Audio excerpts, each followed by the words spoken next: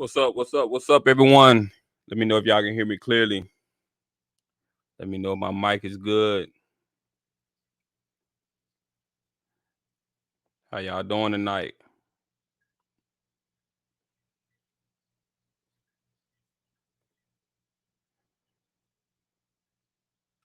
What's going on, Miss Gowdy? All right, I'm clear. I'm clear. What's going on, y'all? Did y'all enjoy the games tonight?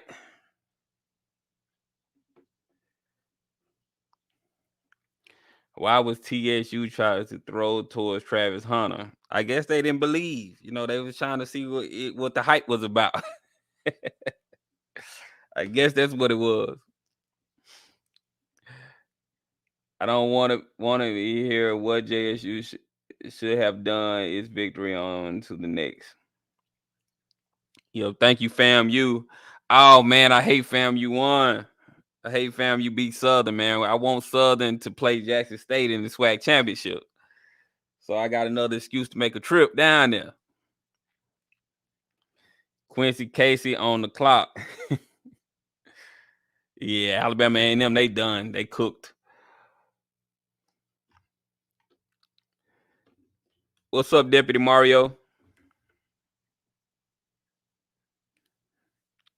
Handing out 40 pieces.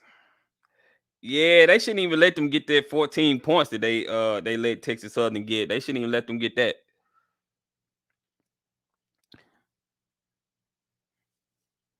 Appreciate that, Miss Gowdy.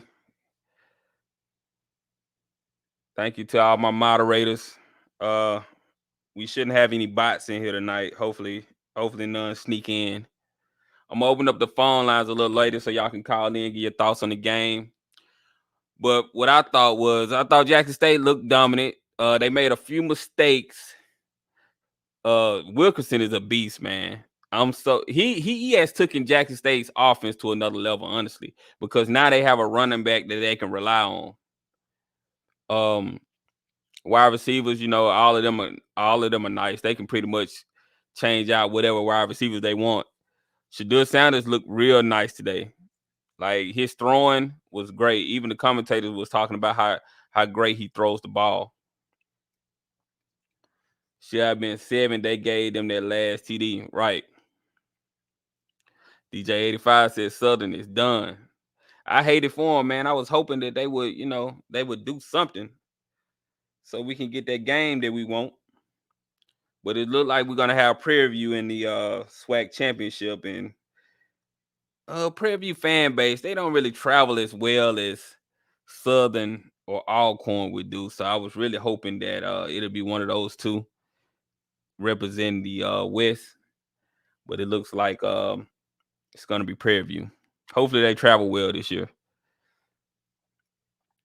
36 is Baby Jerome Bus Bettis. Right. Let me pull up the other scores. Let's see. 1 second. I know Grambling got a win today. That was good for them. Y'all was putting Hugh Jackson on the hot seat, and he been winning. He done got a couple of wins now. Y'all were already putting Hugh Jackson on the hot seat. He got a couple of wins. They beat Arkansas Pine Bluff 36-10. Alabama State beat Bethune-Cookman 37-22. And then, of course, we know FAMU beat Southern 30-16. And Valley got their first win of the season. Valley won their first game against Alabama A&M. I'm so happy for Valley. I thought their field looked nice too. You see how everything looks good when the field and everything is on point. That's the way we want our games to look. The cameras, everything. That's the way we want our games to look. Did y'all see? I don't know if a lot of y'all are on Twitter, but a lot of these outlets are really coming at SWAC coaches now. They 24/7 Sports put out an article talking about all the SWAC coaches that could make a jump to the Power 5. Like, when y'all start doing that? They have never, ever gave us that kind of attention. Now all of a sudden, y'all trying to talk about Dennis Thurman getting the head coaching job. They even talking about Brett Bartolone getting a head coaching job. He hasn't coached 9 games in his career as an offensive coordinator.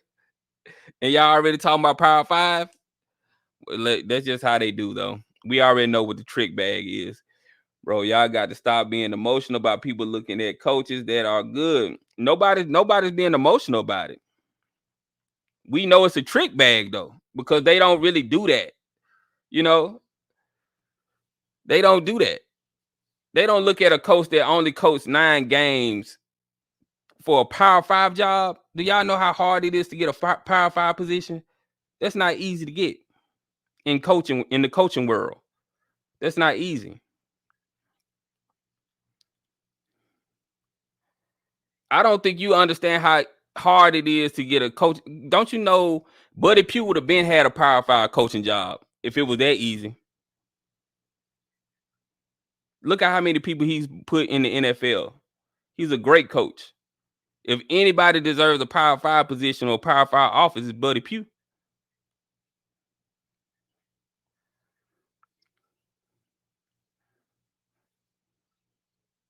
South Carolina State lost again. Well, I'm gonna open up the phone lines. Hold on, y'all. Give me just a second. So y'all can call in. Let us know what you think about the game. Make sure you hit that like button, subscribe to the channel if you haven't subscribed yet. Y'all know how we do over here. This is a SWAC channel. We talk about SWAC content over here. So if y'all want to talk about any game you want to talk about, you want to talk about the Jack State game. What do you think about what I just said about the coaching thing? Am I reaching? Let me know. Call in. Let me know if I'm reaching, if I'm tripping. Phone lines are open 657-390-4814. Make sure y'all hit that like button, subscribe to the channel. Thank you for tuning in.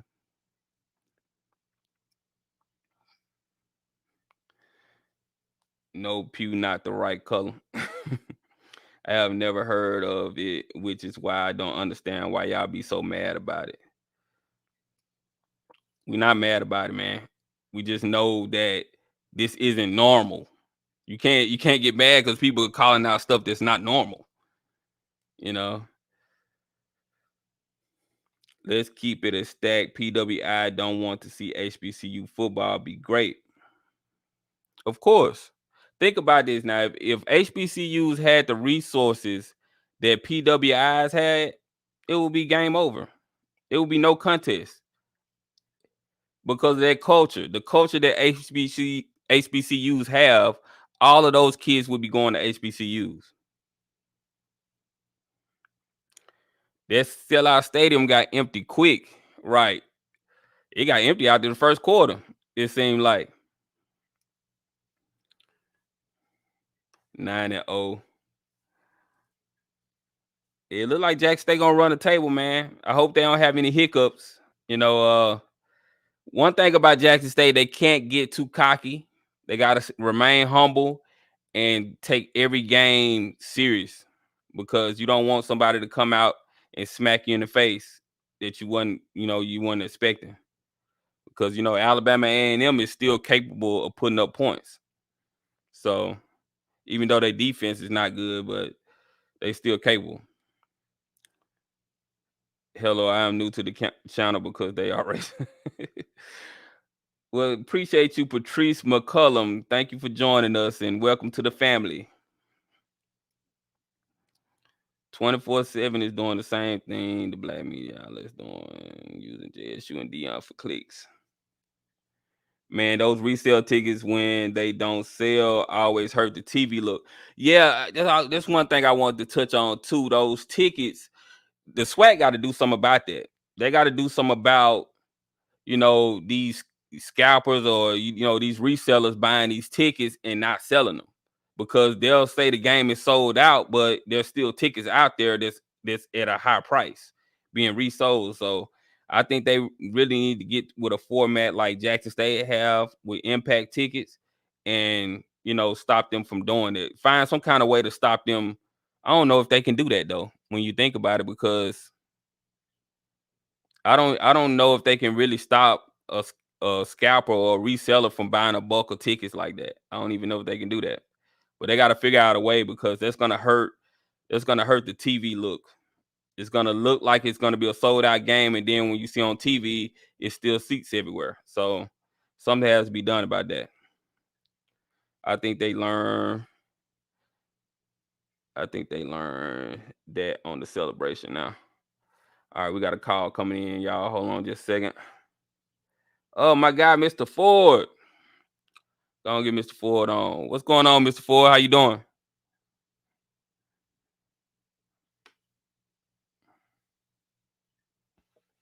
Mr. Ford, you there? Yeah, can you hear me? Yeah, I can hear you now. Okay, yeah, I want to say congratulations to Mississippi Valley. I watched the game Thursday, and I want to say I want Jerry Rice to get off his behind and help his school. And what I'd like to say to the administration at Mississippi Valley, allocate some more money to get some more offensive coaches. I would like to see Valley get more coaches, analysts, whatever. Okay, but I really like what Dance is doing. On the other hand, I think that there's an internal rot on Alabama A&M's team. Coach Maynard's got to deal with it, because if he don't, it's going to ruin his team. I saw an exchange between him and a player. He can't have that. He got to let them boys go. But listen, I'm just getting back from Columbus. I went down to the Fountain City Classic. I watched Albany State play Fort Valley State. They had 27,000. I saw another coach that the SWAC or the MEAC should look at. His name is Coach Gibbs. He's a head coach at Fort Valley State. He did a number of years as a running back coach at North Carolina A&T. Rod Broadway, the former coach at North Carolina A&T, he was at the game today.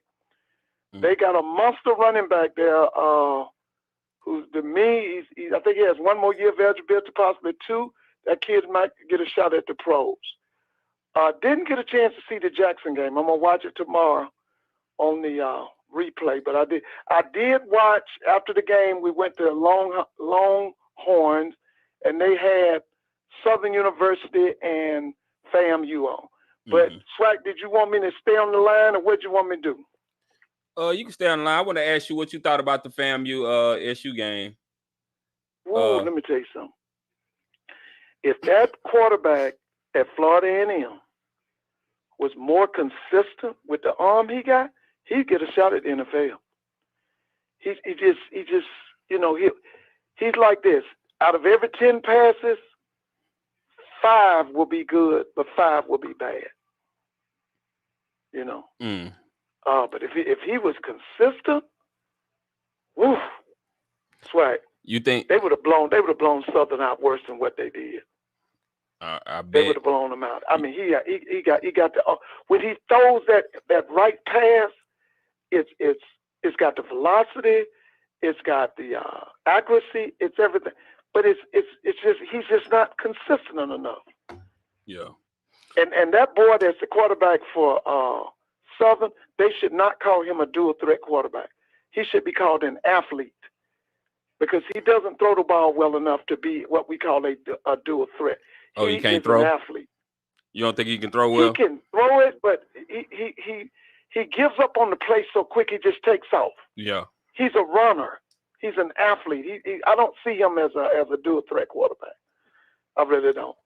And you know. Do you think FAMU is going to make it to the FCS playoffs this year? They got a chance, but I don't think they should go. You think? I don't. You think they'll lose their first game? Yeah, and bad. This team is not as good. The only problem that team had last year was they didn't have a quarterback. Mm-hmm. And the interesting thing is, you know, this is the second or third game I've watched Florida A&M. Rashad McKay don't even dress no more. Did you? Well, you didn't see the game, did you? No, I didn't. He don't dress. He's just on the sidelines. I don't know if he's hurt or what's going on, but this is about the third game I've seen Florida A&M. He's not dressing. Yeah, you can call in. The numbers on the screen. You can call in right now. The phone lines are open, y'all. You can call in. Yeah, Mr. Ford. But yeah, he's just in speaker. Yeah, the Jackson State game, it was a good game. They made a few mistakes. They should have let Texas Southern score some of those touchdowns. Well, they only scored 2 touchdowns, but I know one of those was a mistake. They shouldn't have let them score that. Andrew Body, he really couldn't do nothing today. Yeah, the defense, that pass rush. Yeah, number 22 for Jackson State. I forgot his name. he was letting That's a lot of people. Doyle, isn't it? Yeah, he was letting a lot of people go by him. Like that running back for Texas Southern, he got a lot of big runs because that number 22 wasn't looking at Andrew Body when he was handing the ball off. He was going straight for the quarterback, and he gave the running back the ball a few times, and the guy just ran right by him, and he went and hit the quarterback. The quarterback didn't even have the ball, so I didn't think it was that good of a fake. He's the kid. Hey, Alabama just lost, I think. Yeah, Alabama just lost. Oh wow. Yeah, that Doyle kid was a 5-star. I think he's from St. Louis. He came to Jackson from Texas A&M. Yeah, I don't know. I don't know what was going on with him today. His name is Antonio Doyle. Yeah, I don't know what was wrong with him today. But let's see who this on. Let's see who this is on the line. Okay. What's going on, Call You Live? Talk to me. SWAC Buzz, what's going on, brother? Hey, how you doing? All right. I'm the fella that met you in the airport the other day. Oh, what's going on, man?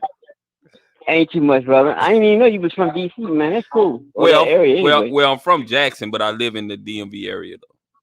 Yeah. Oh, okay. From Jackson, yeah. Hey, is Mr. Ford on tonight? Yeah, he's on. Yeah, he's on right here. Hey, Mr. Ford. I want to take you back for a minute. Okay. I was looking at Savion Wilkinson tonight and where he was running. Right. And you know what? The name came to me, Joe Morris. Remember Joe Morris with the Giants? Yeah. Joe Morris was a Giant, wasn't it? Was he Syracuse? Yeah, but no, he played for the Giants, and if I was saying that Wilkinson seemed to be, running like him in a way. Yeah. Yeah. Compact. Small, gets low to the ground. Yeah.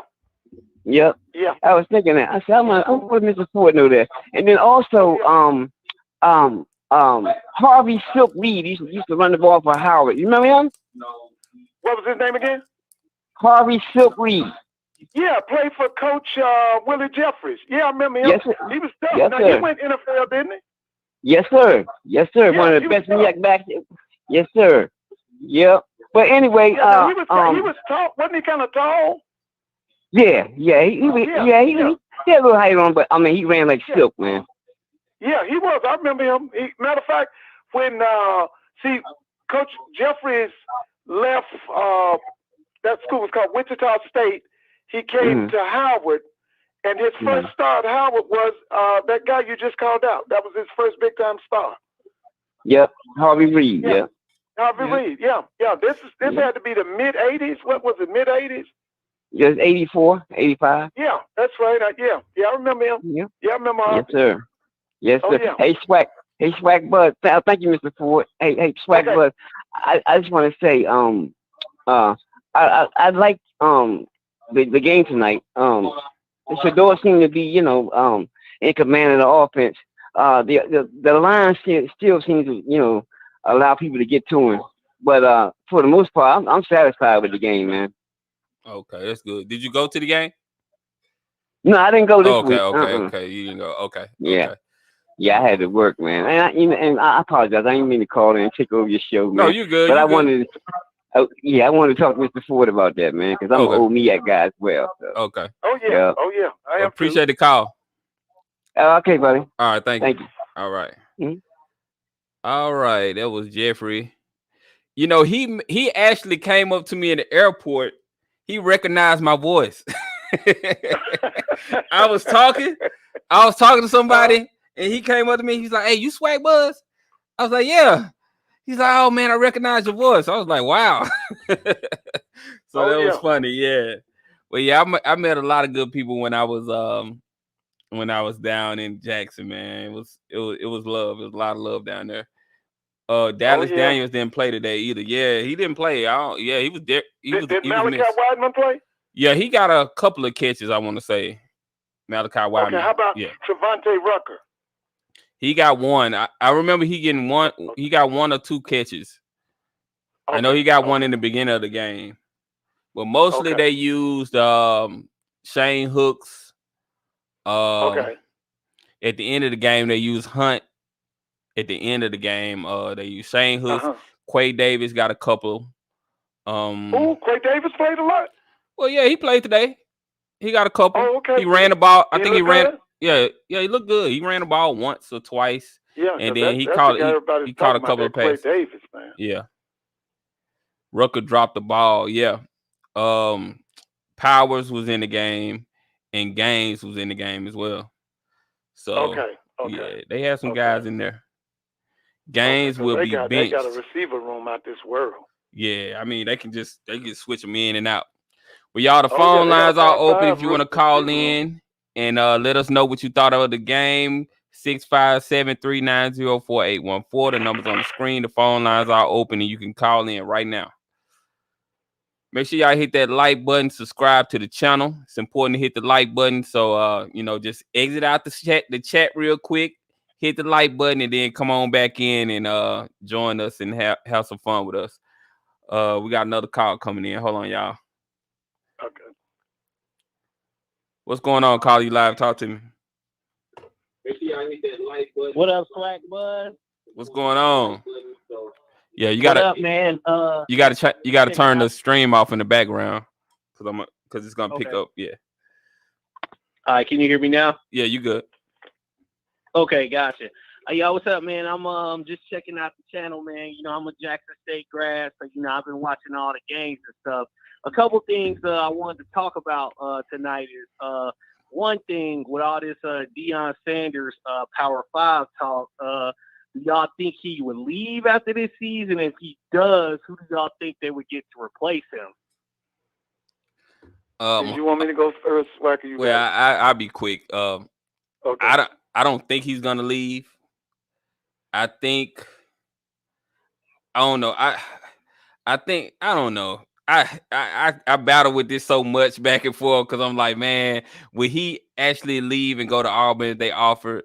But I think he wants to stay at Jackson State. I think HBCU is tailor-made for him.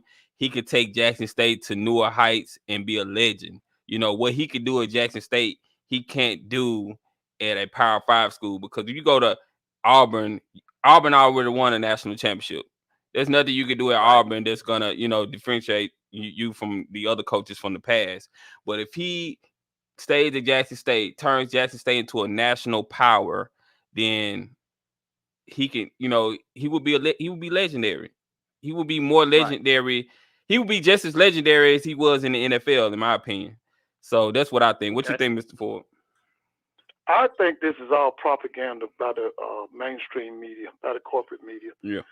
Listen, there's no other player other than that boy that played tonight. I'm sorry, not the boy, but that quarterback for Alabama, Herndon Hooker, the quarterback up at Ohio State, who has received the notoriety that Shedeur Sanders has received at Jackson State. Right. I personally can't see Deion pulling his children out of Jackson State at this time. I just can't see it. And I just think this is all, see what it is, the PWIs are so jealous of the attention and the fact that Jackson State is making money. Jackson State is making money for these other SWAC schools. Jackson State is just it right now. So what their whole thing is, Deion got to go. Deion got to go. This is every day. When I get up in the morning, I'm serious. When I turn on my TV, Deion got to go. When I come home from work, Deion got to go. When I lay down at night. Now, I'm not talking about black media. This is mainstream media. Deion got to go. Right. So I hear this all day, every day. But what it's about, they are jealous of the notoriety that Deion is bringing to HBCU football, to Jackson State, and to the SWAC. They're jealous. And that's why they keep every day. It's every day. Yep, I can see that. I'm just getting kind of tired of it, man, because it ain't he ever just publicly came out and said that he's unhappy at Jackson State and he don't want to coach there. So, I am kind of a little sick of them talking about that every other day. But I do like what the team is doing. They do seem to be laser focused on, winning the SWAC in the Celebration Bowl. My next point I was going to bring up, though, SWAC is, we had a little shake up in the MEAC today, man. Delaware State beat South Carolina State, so they out the picture. Yeah, they did. Yeah, they out the picture. Yeah. So, who do you think, if Jackson State makes it to the Celebration Bowl, who do you think that they might play? I said North Carolina Central, but I could be wrong. Yeah, that's what I said. Yeah, I mean, that's who it's looking like. That's who it's looking like it's gonna be. I'm hoping for Howard because of, I'm just being biased because I want to be in Atlanta with Howard alumni and Jackson State alumni. Yeah. I just think that would just be the most lit time ever. So yeah. Exactly. So that's what I was thinking. That's what I was thinking too. So I'm hoping and wishing that Howard will win these next 2 games, and then North Carolina Central will lose the next game because I think that will put Howard in the driver's seat for the MEAC. Right. But everything will have to line up, and I doubt that that's going to happen because I think North Carolina Central play Norfolk, and I don't think they're going to lose to them. So it's probably going to be North Carolina Central. Yeah. Yep. Okay. Well, man, that's all I wanted to talk about, man. I love the channel, and I love that you have Mr. Ford on, man. He bring a lot of history with this about stuff that I ain't even know about. So, like, I like that because I get to go and research some of this stuff, man. So, thank y'all, man. Have a good night. All right. Thank you. All right. Let's get to the next caller. What's going on, caller? You live? Talk to me. Hi, SWAC Buzz. Hi, Mr. Ford. Hey, how you doing? I'm doing good. How y'all doing? All right. That's good. This SWAC Buzz, this is JSU 06. JSU Tigers 06. Okay. And I'm calling in to say, I'm so sick of everybody asking the same question about Coach Prime. Mm-hmm. But before y'all ask that question, you need to ask yourself, has he leveled the playing field yet? Once he does that, then you ask the question. Right. I'm sick of it. I'm so sick of it. Some truth to that. He's not going anywhere. Yeah. So before you ask that question or before you let it come out your mouth, ask yourself, has Coach Prime leveled the playing field yet? And he has not. So stop asking that question. Oh, yeah. That's all I got to say. Y'all have a good night. All right. Thank you. Oh, yeah. All he right. definitely hadn't leveled the playing field because the last 3 games should have been on ESPN. Starting with homecoming should have been on ESPN. Southern should have been on ESPN. And to be honest with you, tonight should have been on ESPN. Yeah. So, yeah, he ain't leveled the playing field. Because we still on ESPN 40. We not, no. Right. They're going to have the SWAC championship game on ESPN 2, right? If I think so. Yeah. There was some talk of possibly putting it on ABC, but do you mean the SWAC championship game? Yeah, the SWAC championship game. I know the Celebration Bowl is going to be on at one time of putting it on ABC. Oh, that would be good. Oh, that would be great. I think ABC has a wider reach. Level the playing field. Yeah. But the phone lines are open, y'all. If y'all want to call in, 657-390-4814. You want to get your thoughts on the game, what you thought. How do you think Jackson State performed? Who do you think is going to be in the SWAC championship? And what do you think about the Celebration Bowl? All right, let me get this call. Hold on, y'all. What's going on, caller? You live? Talk to me. Hey, SWAC Buzz. My name is Carl. Hey, listen, I want to holler at Mr. Ford for a second. Oh, go ahead. Mr. Ford. Yes. Hey, listen, I heard the governor of Mississippi the other day talking about the job that Coach Prime is doing and how they are going to try and finance the stadium. Sounds like he's on board for it. But he also said something that got my attention about, where we're going to put it. Do you think he's going to try to get it downtown or somewhere outside of campus? That's what the powers to be want. But, I mean, it naturally should be on Jackson State's campus. But the powers to be want it to be downtown because that's more money for them. Because as long as Coach Prime is there, you're talking about every game is 40 and 50,000. You know how much money they're going to make downtown? But, I mean, the natural place is for it to be on the campus of Jackson State. Now, let me ask you this. Being who Coach Prime is and his bravado, do you think he would have any say of where that stadium is going to go? Or he would get out of Dodge? No, I think he'll have some say as far as where it's going. Okay, good. Yeah, I think he'll have some say. I just believe that, the natural place for the campus, the natural place, if you're going to build a new stadium, it should be on the campus of Jackson State. Call it just hung up. You can call back. When I go and visit PWIs, one of the things when I take my kids to visit those schools, one of the things they always take us to, the last one I went to was North Carolina State.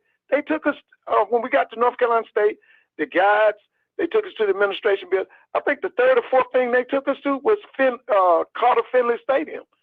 That's a part of the recruitment, is, showing the non-athletes and athletes the facilities. That's what they do. Right. Let me get this other call, Mr. Ford. Hold on just a second. What's going on, Carly Live? Talk to me. Yo, what's up, SWAC Buzz, man? I called you. Yeah, this from Germany, right? Yeah. How you doing? I'm doing good, bro. How y'all doing, Mr. Ford? Doing great. Hey, all right. How you doing? Are you in Munich? Or are you in Frankfurt? Where are you? I'm in the Frankfurt area. Oh, okay. Did you get a chance to watch the game? Yeah, I watched the game, man. It was what I expected. I knew Jackson State was gonna win that, going away. Yeah. Oh yeah. But as far as these, oh yeah. Go ahead. I don't know. I think his phone hung up or something. We lost him. Yeah, I think we lost him. You can call back, caller, and I'll put you back on. I thought they was gonna drop 50 on them, Mr. Ford. When they went up 21 points, I was like, oh, okay, they probably about to put 50 on them. Oh yeah. But then they started making those mistakes. Start giving Texas Southern some life. Jackson goes to Mobile, Alabama next week, right? Yeah. Yeah, they're gonna they got to play Alabama A&M down there. So, that's gonna be a big game for them, because there's a lot of prospects down there in that Mobile area. Mobile is one of the fastest growing cities in Alabama. Mm-hmm. A lot of people from up north are relocating to Mobile. Yeah, it's coming up. We want Jackson to do well down there.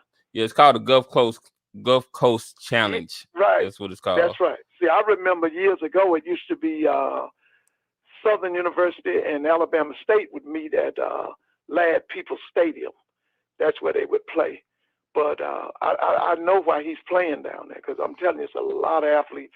Now, back in the day, this is, when I was a little boy, Mobile used to turn out a lot of professional baseball players. That was, I don't know, you remember Willie McCovey, Tommy Agee, Cleon Jones, Sweet Swinging, Billy Williams, all them people came out of Satchel Paige. I think Satchel Paige came out of I recognize that name, Satchel Paige. Yeah, Satchel Paige. They all came out of that Mobile area. It was really rich in black baseball players who would go on to the major leagues. But now it's really loaded down there. There's a lot of great high school football players down there. A lot of them. Right. Y'all, the phone lines are open, 657-390-4814. If y'all want to call in, make sure y'all hit that like button, subscribe to the channel.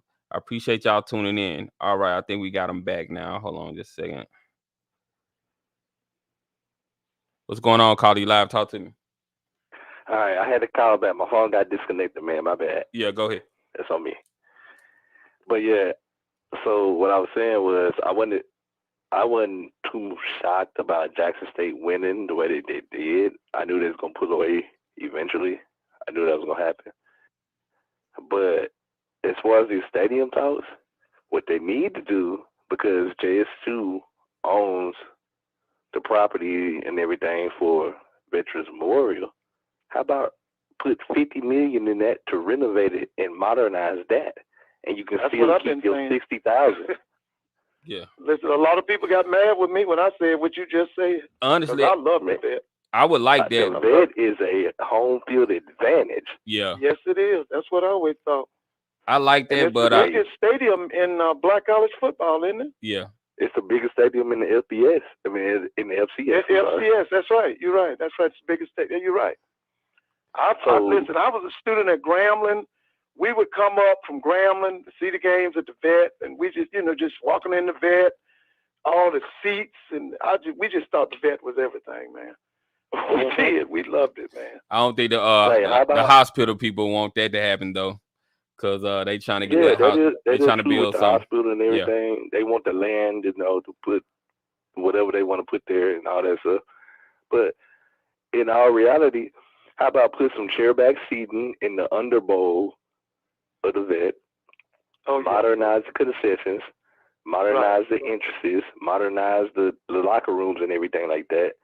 probably put another jumbotron, the new press box, put another jumbotron opposite in, and I guarantee you that stadium will make way more money than bringing a brand new one for 120, 130 million. Yeah, I agree. You right. I have no argument. But you know how the politics work. You know, it's a lot of politics with that. So that's what it is. Tay Reeves, he ain't worth a damn anyway. So yeah, we know that. Well, I'm gonna get to some of these other callers though. All right, man. Appreciate you for taking my call, bro. Thanks for calling. All right. What's going on? Caller, you live. Talk to me. Hey, what's up? Can you hear me? You sound kind of muffled. Hey, I'm sorry about that. Can you hear me? Yeah, I can hear you now. Yeah, I'm sorry. I think your last caller, for the most part, answered what I wanted to say, because I see a lot of people in the chat saying Coach Sanders doesn't want a new stadium and this, that. It's not about the new stadium, as the last caller alluded to. It doesn't have anything to do with what Coach Sanders wanted. This is an issue that the last two, Phil Bryant and the governor before him, and of course old Tater Tot. Jackson State, as you know, we own the stadium, we own the land. So people keep saying they own this or they don't own it. Jackson State, they had the deed to the stadium since 2011. All you got to do is go to IHL, check the records. Jackson State, the deed to the stadium is in Jackson State's name, the land and the stadium. So anybody who keeps saying that that's not true, that person just can't read. So if you're saying Jackson State don't own the stadium, you're just illiterate. You can't read. Go to IHL. That's all I can do for you on that. Secondly, but because UMMC wants to expand. Now, here's the thing I'll say. It's part racism, but also what people don't know is UMMC is actually considered the best teaching, and I want emphasis on teaching hospital on the planet. In fact, what a lot of people don't know is that during the peak of COVID, UMMC was the only hospital that was able to build its own respirators. So everybody else was outsourcing respirators. They built their own. So they are, so UMMC is a great institution. However, the racism of the issue is that they're going to use eminent domain to take the land. Now, the only thing that Jackson State has in our favor, and this is why we're actually in a position to get some funds, and this is what Tater Tot is salty about. Because the deed is in our name, we have to get fair value for the land. Now, the problem with the fair value for the land is, and this was a couple of people have leaked this. I'll say we won the battle, but we lost the war. And when I explain we won the battle, we lost the war, is because it looks like we're only going to get about a 35,000 seat stadium. Now, when I say we won the battle, but lost the war, a lot of folks who have been following this don't know the very first number that the state of Mississippi, the legislature offered, believe it or not, was only a 15,000 seat stadium. Ooh. So yeah, that's what they first offered. They offered 15,000, and then it went to 25,000, and now it's at 35,000. And I think that people have said it's kind of like take the money and run. It's kind of like, let's take the 35,000. But here's also something that's on us. And I'm a second generation Jackson State grad. I've been attending Jackson State games since 1975. My father started attending Jackson State games. Mr. Ford will know that Jackson State and Grambling played the first black college game in the Bay in 1967. 68, so, but 67 to 68. 67. But here's what hurt us. And it also gets into why we had so many classics. Jackson State only averages about 8,000 season tickets sold. So when we're trying to broker a deal, when we're trying to say to the state, this is what we should have, when you can only bring 8,000 seats, saying you're only selling 8,000 season tickets, then it's hard to say this is why we should have a 40,000 seat stadium. Does that make sense? You understand what I'm saying? Yeah. So so for everybody who is understand, none of this is this is where they're moving. If you really want to make sure that we can get to a 45 or 50,000 seat stadium, folks got to start buying season tickets. Yeah, that's really, and I'll say this now, end on this, because a lot of people like to know, and Mr. Porter know this because with Grambling, where the whole classes got started for two reasons. Number one, classes got started because Eddie Robinson of Grambling was smart enough to make his team a national brand.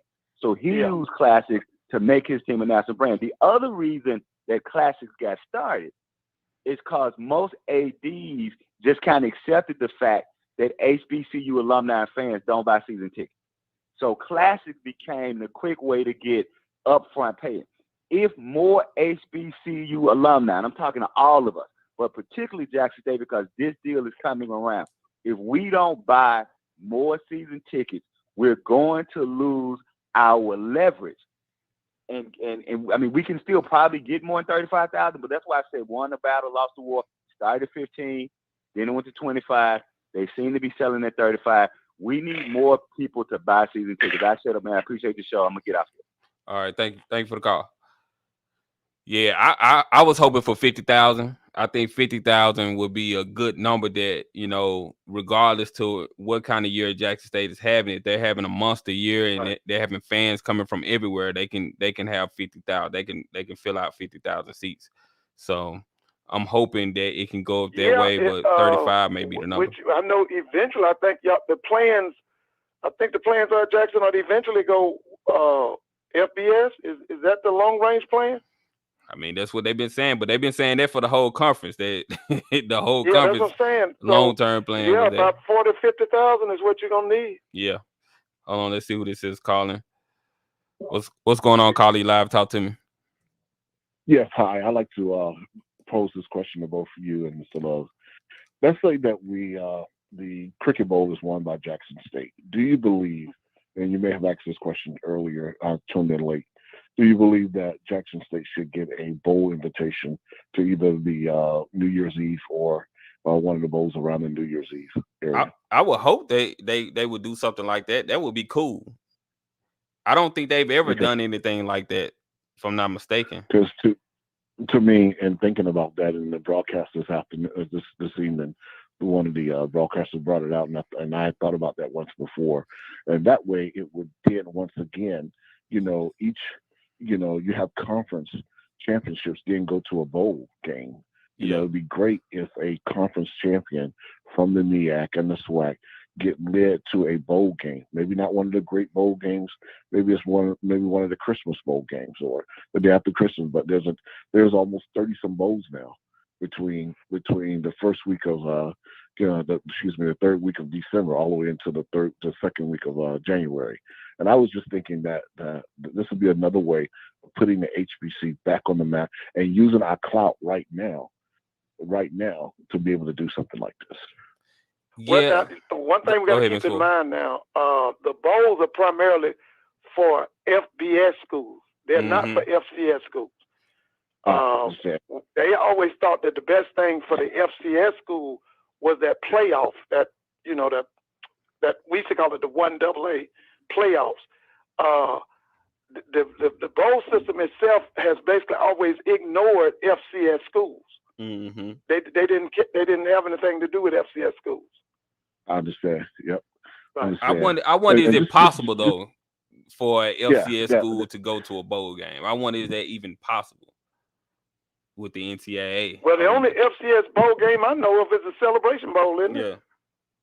That's the only one I know of as well. Yeah, that's the only one I know. That claim that says bowl behind it is Celebration Bowl.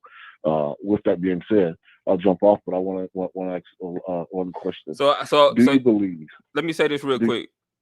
So I just Googled it.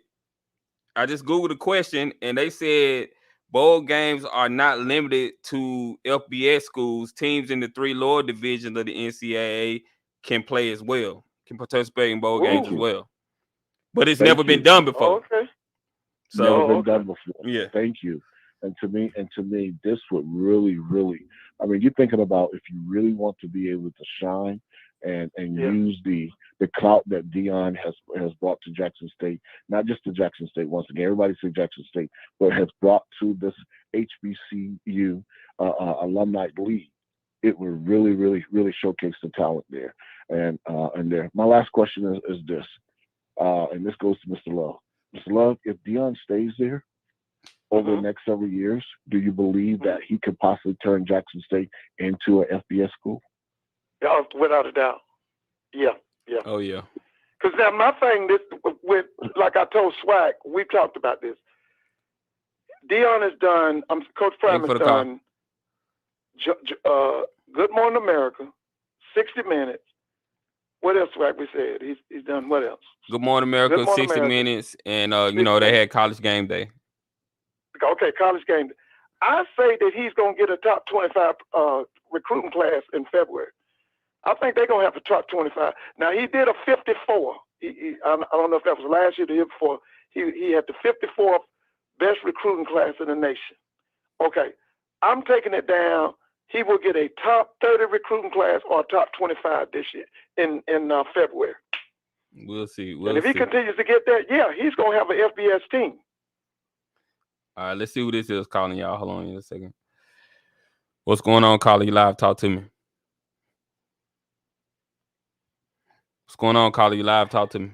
What's going on, caller? You live? Talk to me. Hey, what's going on? Doing well. Yeah, so. What's going on, caller? You live? Talk to me. You gotta turn off the stream in the background. I thought I turned it off. I apologize, man. I thought I turned it off. I apologize. Okay. Anyway, what did y'all? I got 3 questions. What was your reaction when that punter took the knee in the third quarter? What was y'all's reaction? I missed that. I missed that. What happened? Okay, now was this Jackson State and Texas stuff? Oh yeah. So it was in the third quarter. They had did a punt, and then it was like at the 10-yard line. It was at Jackson State's 10-yard line. But anyway, because they had got a good bounce, but the punter had like muffed the ball, and so he had dropped to his knee and then stood up, then kicked the ball to make the punt, and they reviewed the play, and that's how Jackson State got that. What was that? It must have been like I think it was 28-14 at the time, and they was able to get 6 points off that. Well, they were just probably nervous for the 2-point conversion. Yeah, they were just probably nervous. Man, I'm gonna have to watch it tomorrow. I was in Columbus, Georgia. I'm here in Atlanta, and I saw Albany State, Fort Valley today, and then we went out to eat after the game, and we watched Florida A&M and Southern. So I'm gonna have to watch the Jackson State game tomorrow. I'm sorry about that, but I'm gonna watch it tomorrow. Yeah, but go on ESPN. They got all the plays. You know, they do the play-by-plays, right. Touchdown and stuff like that. And it says in the third quarter, it was like 4 plays. It was down because the punter he muffed it. I mean, you can see it, but you just check out the game tomorrow. But anyway, yeah, I'm gonna check it out tomorrow. What did y'all think about? Yeah. Well, what did y'all think of number 21, man? Lewis for real, man. That guy's elusive, man. He was great. That kick return for Texas Southern. What did y'all think about him? Oh, he did all right. I mean, I feel like Jackson State at one point they were just like, oh, we gonna beat these boys. Like I didn't feel like, because I remember I was texting my best friend during the game, and I was like, it just seemed like they not serious.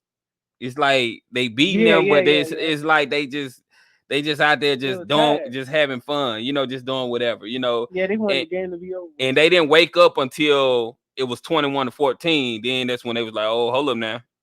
We gotta stop playing around. Yep. So I just feel like Coach Prime gotta kind of dial them in and be like, hey, y'all, let's take this serious. Even though we probably playing a team that we should blow out by 60, let's go out here and take it serious.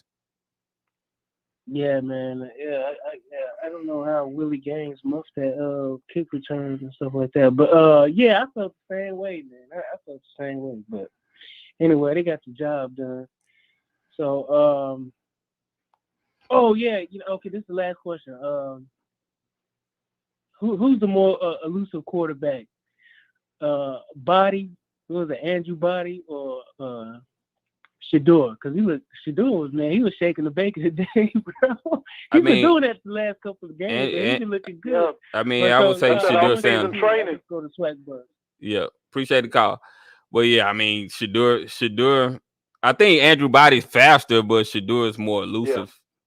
Yeah. Let's see who this next the caller thing with Shador is you can see that off-season training, that June and July. I mean, that June and July.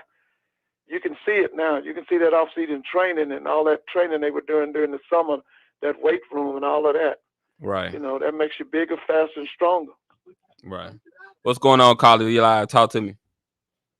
Yeah, this is Greenwood. Just want to make a couple of really, really quick statements. Go ahead. One, I don't know if anybody paid attention to halftime when the commissioner was on, and he was talking about the whole bowl eligible thing, and he was saying how FBS teams are not eligible for the bowl, and the only way that they could be is it'd have to be some kind of special injunction by the NCAA and then all that kind of voting. He said that, Dion was saying that, trying to, strike up some buzz to maybe have them to do something, but no FBS team is even eligible for a bowl. So FCS team, you mean? FCS, I'm sorry, yeah, FCS, okay, right. Okay. One other thing quickly is I want to kind of speak on like how lethargic the team was looking. I kind of feel like, they realized, especially with the quick start, that they were up on them and, it wasn't going to be much of a competition. Then it just kind of looked like from an eyesight standpoint, they were like using this as practice. They were trying some things, probably had some play that they never tried or some things they wanted to kind of work in. So they just started kind of using them as a scrimmage. Right. Oh, yeah. But and the last thing too, kind of speaking back to Mr. Ford's point when he was talking about that quarterback and how he's more of an athlete instead of a dual threat. He's right. He's just he takes a first read, he runs, and SWAC Buzz, the guy came from Hines, and you're talking about a quarterback playing at Hines Junior College.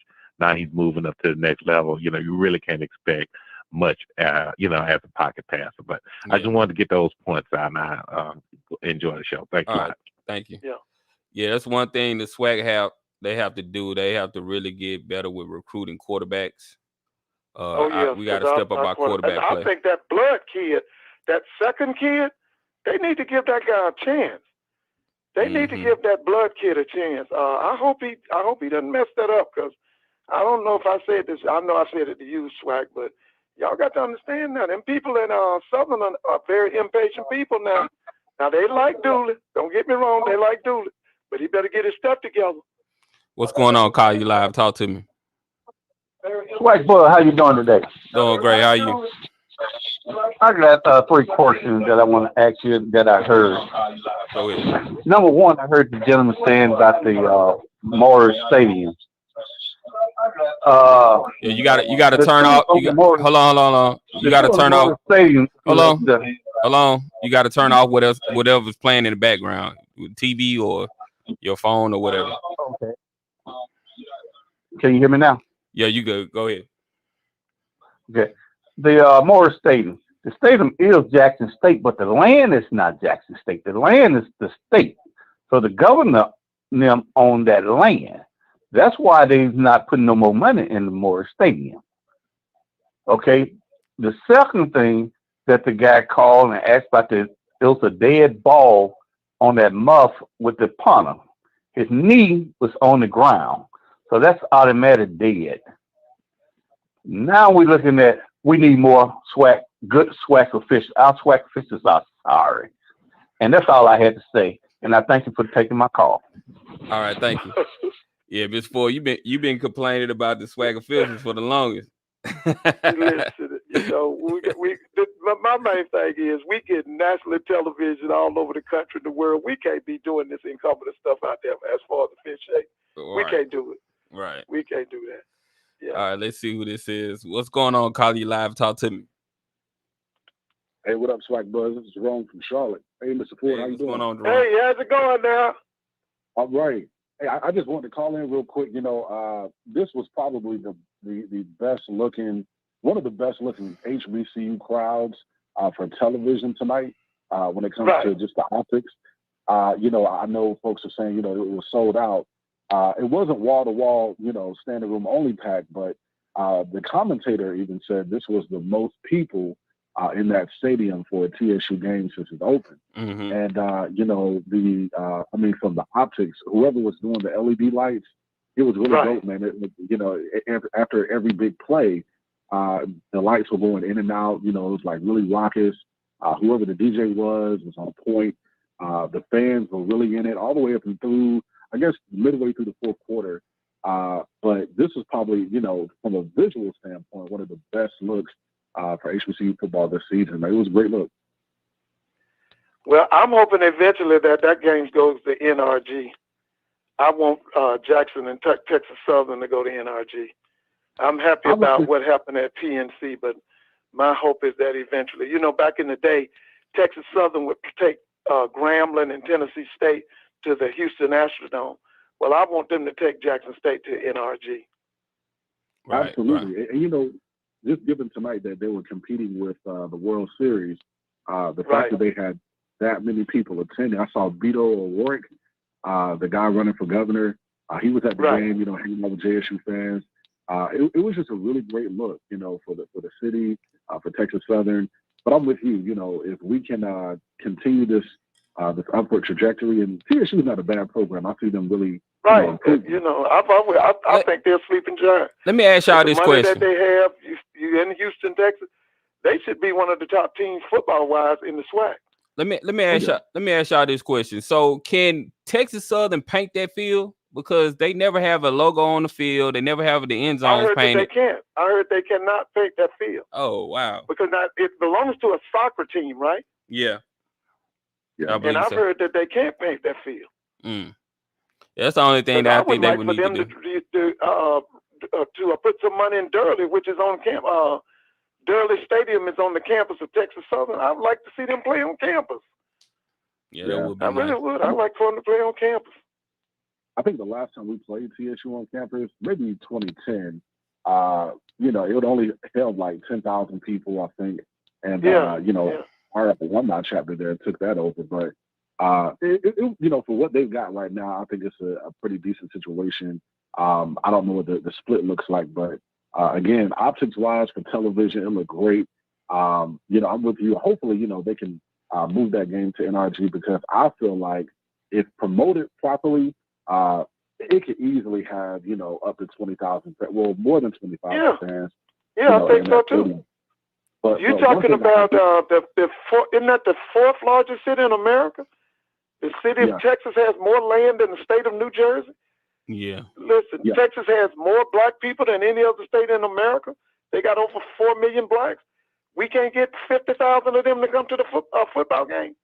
Right. Absolutely. And I think that one of the biggest things is, with Jackson State, it seems like everywhere they've been going the last 2 seasons, whether it's A&M homecoming, Bama State homecoming, now Houston, we've been just generating so much buzz and revenue for these schools. The attendance is like through the roof. So, it's like Jackson is now Black America's team. Back in the 70s, they would say the Dallas Cowboys was America's team. Well, today, Jackson State is Black America's team. Right. Call it with 901 area code that just hung up. You can call back and I get you on the show. But what else you got for us, Jerome? That's it, man. Just overall great. Of course, it was kind of a slow start for the team. The referee, very questionable referee. I don't know if y'all actually watched the full game. What's his name? Travis Hunter, man. He clearly had an interception, and they said the ball hit the ground. Yeah. You know what I'm saying? There was a lot of questionable calls. It seems like this is the 3rd week in a row. It started with Campbell and then Southern. Now this. It's weird, man. So I thought they was going to review that. I thought it was going to review that one because it looked like a interception. That would have been highlight reel too. That would have been something that would have went viral on the internet. So I really wish they would have reviewed that. Speaking of highlight, man, your boy Shane Hookson, between him and the running back, what's his name? Wilkerson. He had over 200 yards tonight. Yeah. Hey, man, they were a pure highlight reel tonight. Hooks had a play, man, where actually it was the running back. I could have swore Buddy was stopped at the line. He dipped low and just kept running for like maybe a 48-yard touchdown. Yeah. Hooks had a couple of really. Oh, that's the one where Hooks caught the ball, jumped over a dude. You know what I'm saying? And did the Heisman on one. It was crazy, man. There was a lot of good plays tonight by JSU's offense, but it took them a while, Well, yeah, man. I appreciate the call, man. I appreciate you calling in and supporting the channel. Absolutely, man. Have a good night. All right, thank you for calling. Okay, have a great one. Let me shout out these people that sent cash apps. So one second, y'all. Daryl Williams, thank you for the contribution. And that's it. Okay, so Daryl Williams, thank you for the contribution. So the phone lines are open, y'all. If y'all want to call in, 657-390-4814. I'll take a few calls. I don't want to go too late tonight. I know y'all probably got to get up and go to church in the morning. So I don't want to take y'all time up too long. But the phone lines are open, 657-390-4814. Make sure you hit that like button, subscribe to the channel. How many likes we got tonight? Let's see what we got. We got 241. Let's get it up to 300, y'all. All right, we got a call coming in. Let's see who this is. What's going on, Caller? You live? Talk to me. Hey, what's going on, man? I think Jackson State's doing a great job. So glad Deion Sanders came to Jackson, man. Most definitely a powerful economic influence on the state of Mississippi, man. So I was just calling to say that, man. I watch your channel every week, man. All right. All right. So Thank you for the support, you, man. We appreciate you. All right. All right. Thank you.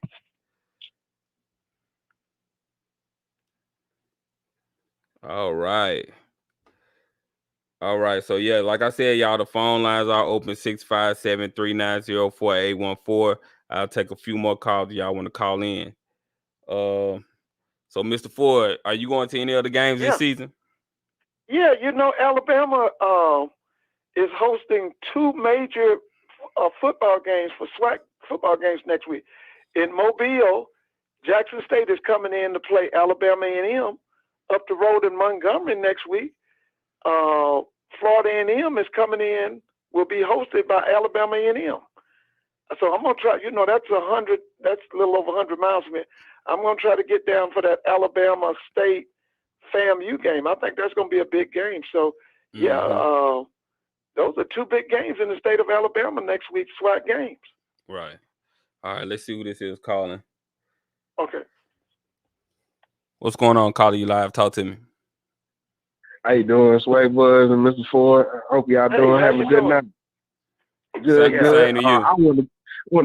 I wanted to call in and ask y'all some questions really tonight. So I was watching the Jack State Texas Southern game, and I was trying to see, did y'all hear what Commissioner McClellan said? Because he was talking about his chairman and his board.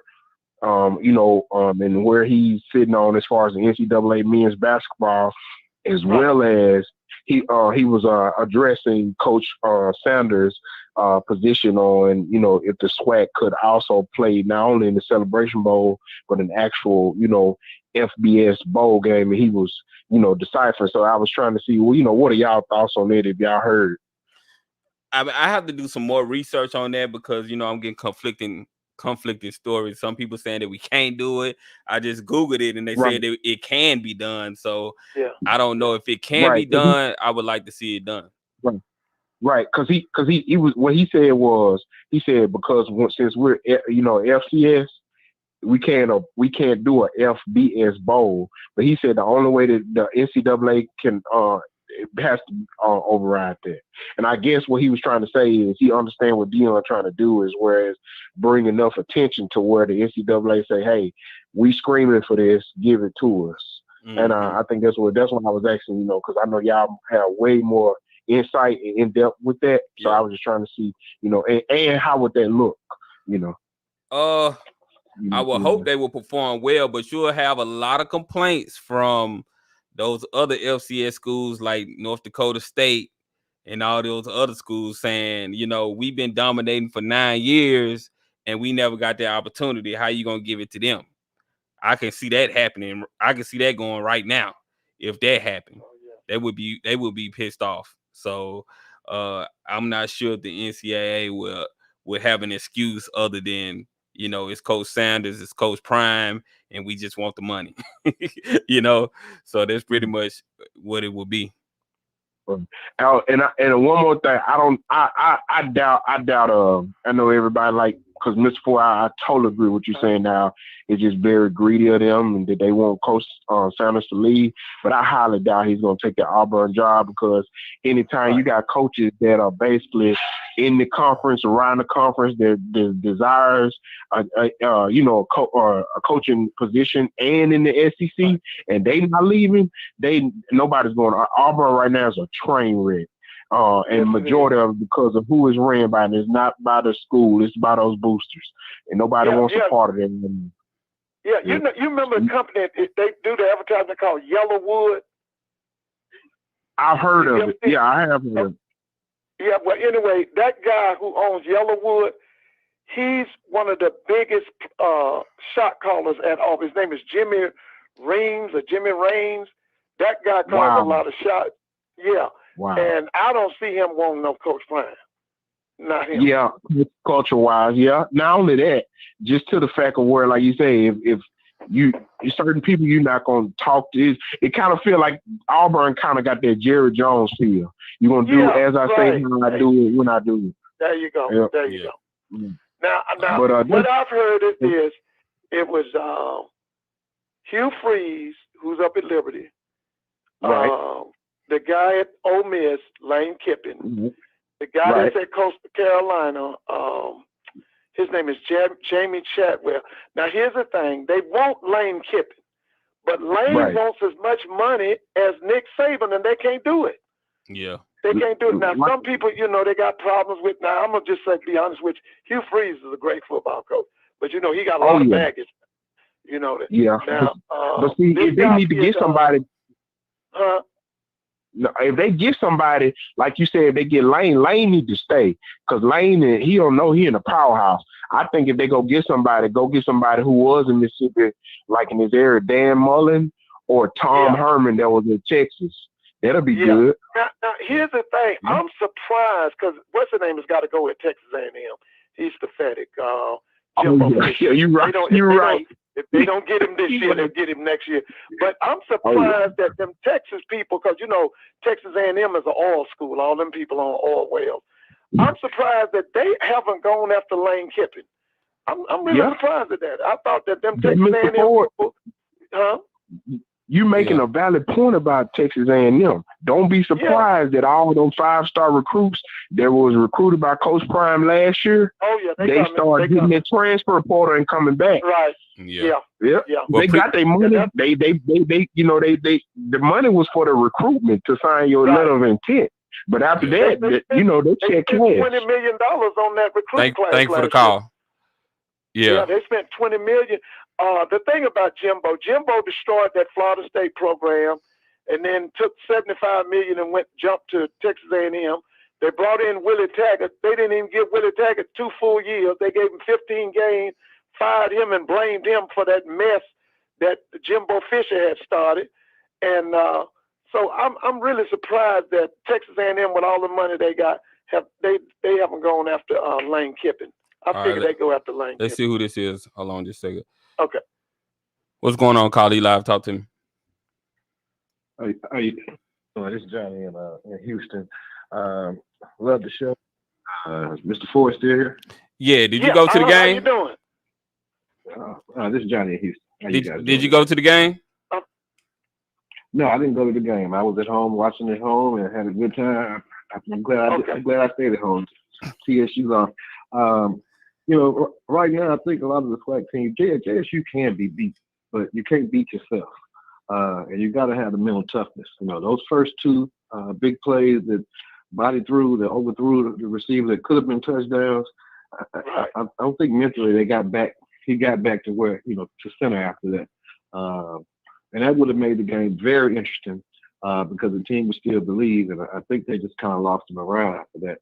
But on the bowl question, the NCAA would have to vote for that to happen. But that's not stopping any investor, whether it be Oprah, Matty Johnson, anybody with 50 cents, anybody could go put the money up, do a $3 million guarantee, and it could be FCS. It could be North Dakota versus Jackson State, or it could be anybody. It could be up to the fans to vote, to the public. It could be FAMU versus, it could be a wish bowl. It could play the week before the Pro Bowl. So it can be done now, but the SWAC commissioner has to do his job and go put together an investment group or entertain investors when they come to put that together. So it can be done now. I don't know if it'll be FBS Bowl. It doesn't have to be. It could be FCS Bowl, Invitational Bowl, and let the people decide who the two teams are. But that can be done now. Right. I mean, I would like to see it done. I would like to see what Jackson State has. Because they're pretty much dominating where they are now. Nobody has really pushed them or tested them. I don't think. Yeah, nobody's really pushed or tested them. So I would definitely like to see what they would do on that level. Well, I'm a little biased on that. I went to Alcorn. So last year we were the only school that got a lead on them in the game before our offensive coordinator just. And you think y'all gonna do that this year? I mean, everybody got a better team than they had last year. So you think Alcorn is not better than the Alcorn team from last year? The Alcorn team from last year was a little better. We had a better quarterback last year. We had a better quarterback right. last year, but our offensive line and defensive line is still. I would say the offensive line definitely is better than last year. So you think Alcorn is gonna give Jack State a game this year? Yes, it's always gonna be a game because of in-state rivalry. Truth be told. Hell no. To the no. Hell to the no. 66,000 in the state. So they still haven't broke that record. And when rivals play, records go out the window. Just like Southern and Grambling and Alcorn and Jackson. All right. We'll see. I had to see it to believe it though. Yeah. I'm with Alcorn. We don't never give up. So it is what it is. You can say, I don't care who you got over there. It's still Alcorn. So it is what it is. I had to see it to believe it. But thank you for the call. Let me get the next call on here.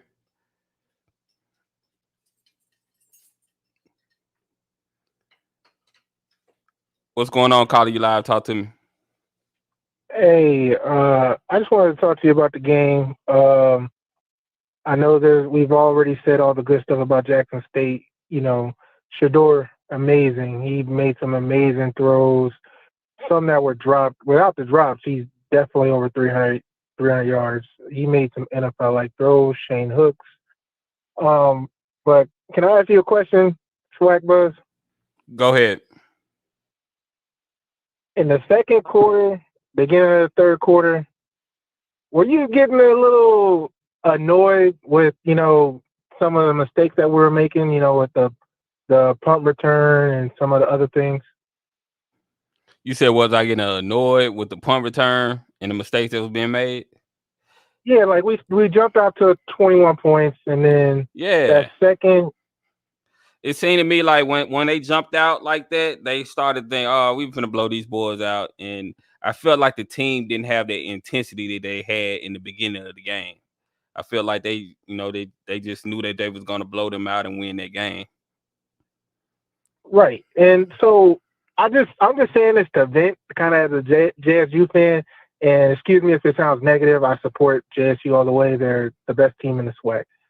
But I think that the lack of urgency becomes from the fact that we know we got the best defense in the country. So we take liberties in other areas of the game. Mainly, we don't play our best players every down. We're selective with, okay, let's put it like this. Savion Wilkerson, did it take to game number 9 for us to realize that he's this good? We knew after Tennessee State that he was the head and shoulders, the premier back that we should be futuring every down. This is the first game where it was all Savion Wilkerson. Dallas Daniels goes down. Quay Davis gets some touches. We all know he's talented. We all know Malachi Wideman is super talented, but we are, wasting time. I don't want to say wasting time, but we get cute with our personnel, I think, a lot, and it creates a lot of mistakes. Willie Gaines is a great wide receiver, but he's muffed a couple punts before. Same thing with the running backs, going back to Savion. How many times did it take guys to fumble over and over before we said, you know what, we're sticking straight with Savion? All I'm saying is I just want us to just fully reach our full productivity, and I think the mistakes that we're making are all fixable if we just stop getting cute coaching-wise and really just put the best players in. Put the Travis Hunters in more offense. Put the Malachis in. Put the Quay Davises in. And let's stop playing around with this. Let's beat these dudes down, in my opinion. Am I tripping? No, you're not tripping because Jackson State has not really had the same team on the field in consecutive games. Like, I feel like they have new starters every week, so they don't have like the same guys starting every week. And chemistry wise, that could be hard to build chemistry when you haven't rotating so many new players in like that. So I can see your argument, but they're dominating. You know, they you can't really argue when they're blowing people out. So they just feel like they can rotate their line. They can bring anybody in. Jackson State is the type of team, if you mess up, you getting out of there. If you don't practice hard this week, you're not going to start. So they're just the way their team is. You're 100% right, and I'm gonna let you go because I know you've been on for a while. But my whole thing is, I'm looking at the standard that was set before the season of what Deion and what the program wanted to accomplish. I'm not even looking at the scores. I know we're gonna beat these teams that we're facing, but I look at it like the NFL has a standard. You know, they want to see consistent play week in and week out of a certain standard, a level you should be at if you're at the FCS level or whatever. What do you call it? These top recruits that we're going after, they have a standard of the type of colleges and schools that are recruiting them. What I'm saying is when we're trying to compete on that level and we're trying to send guys to the NFL, we're trying to bring in top recruits, we're trying to get ESPN to put, or not even ESPN, but anybody to invest in us and put us on a different level. I think there's a standard that I know we can reach that sometimes we don't always reach as far as domination, not because we're not good enough, just because we're taking liberties that are unnecessary, if that makes sense. I agree with you. We definitely have to be strategic with the way we're rotating our players and things like that. But thank you for the call. I'm gonna get this next caller. Thank you for calling. All right, no problem. All right.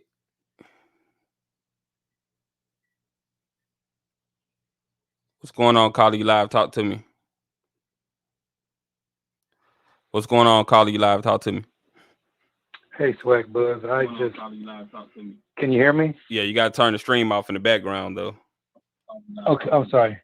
SWAC Buzz, I called last week and you had to reel me in and my. Yeah, you gotta turn the stream off in the background though. Okay, I'm sorry. SWAC Buzz, I called last week and you had to reel me in and my. Yeah, you gotta put it on mute or cut it off. Yeah. Am I there now? Yeah, you good now.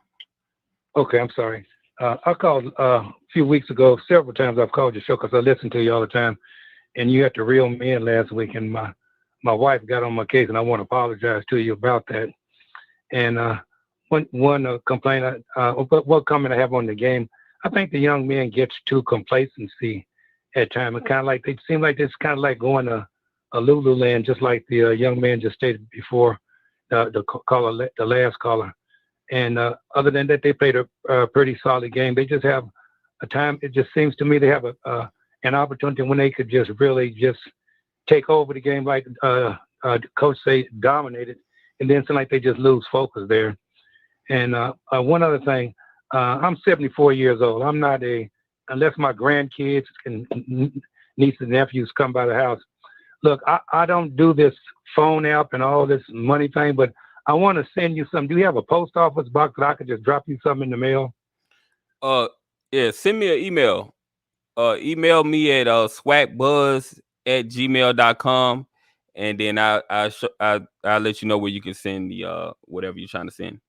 Okay, swacbuzz@gmail.com. Swacbuzz@gmail.com. Okay, swacbuzz@gmail.com. You'll get that down. Okay.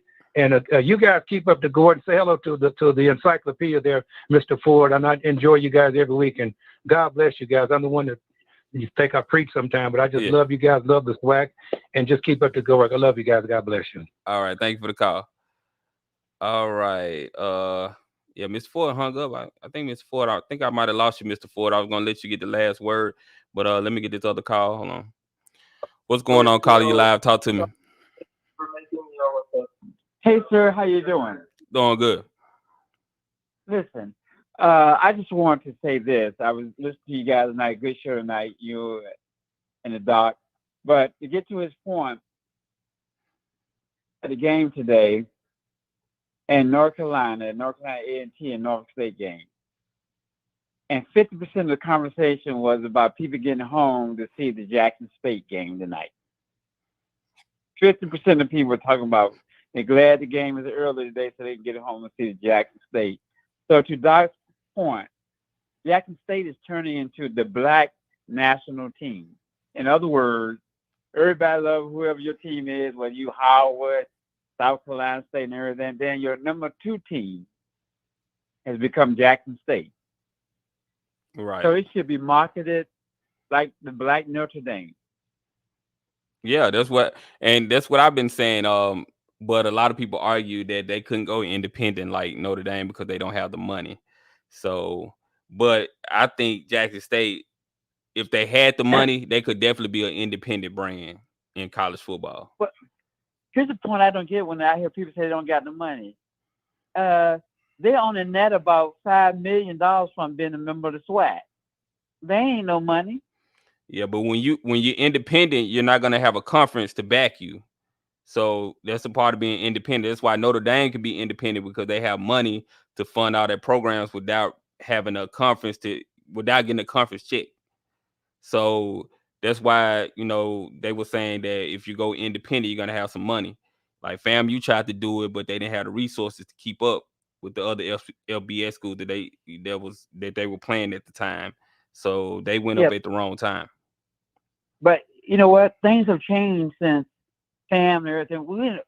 We got a whole new group of black folks who got money. Like Mr. Ford and some folks say, guess what? You can get 100 black folks and take their money that they spend at the strip club. I'm talking about the rappers and all the big guys.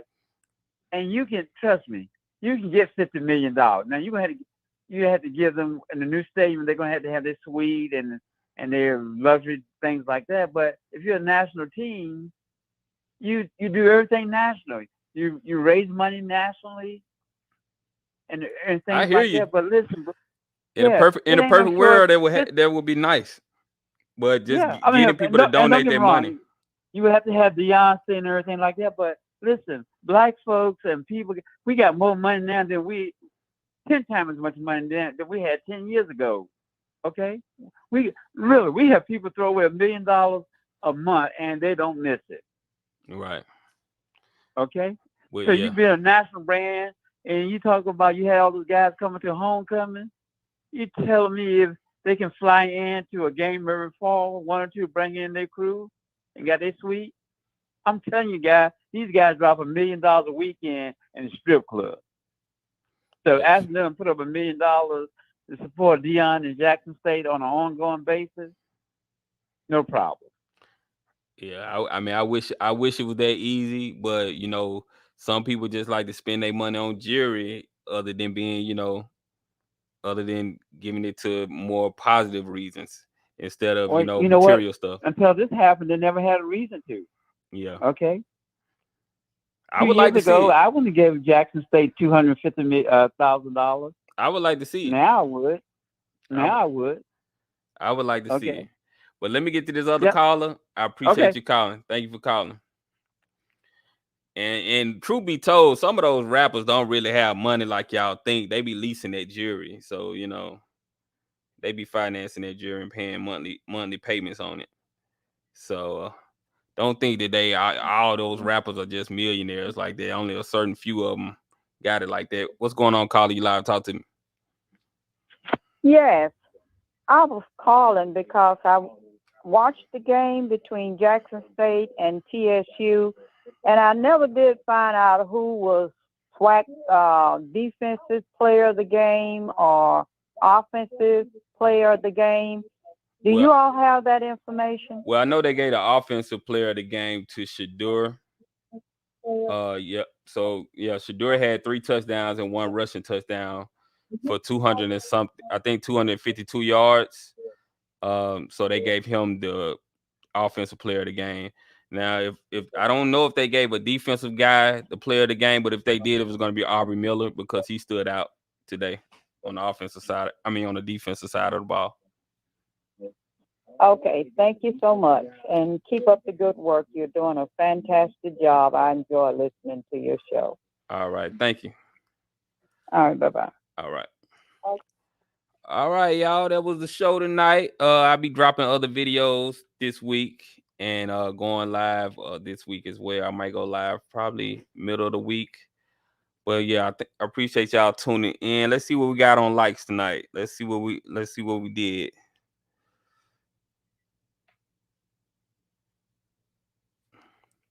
$294. Let's get to 300. Let's see if we can get 300. One last push. Also, if you want to donate anything to the channel, you can hit the money sign button at the bottom. It's a super chat button. You can donate through super chat or Cash App if you want to contribute to the channel as well.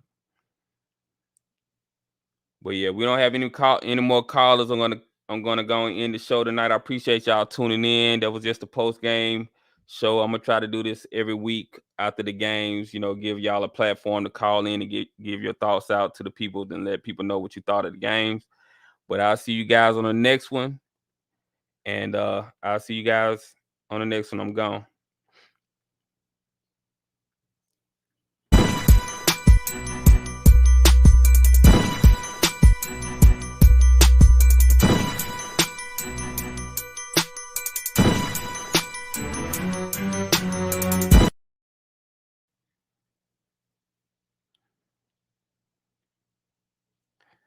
You know what? I'm gonna bring this person on. Hold on, y'all. Hold on. Oh, well, they hung up. Don't worry about it. We gone.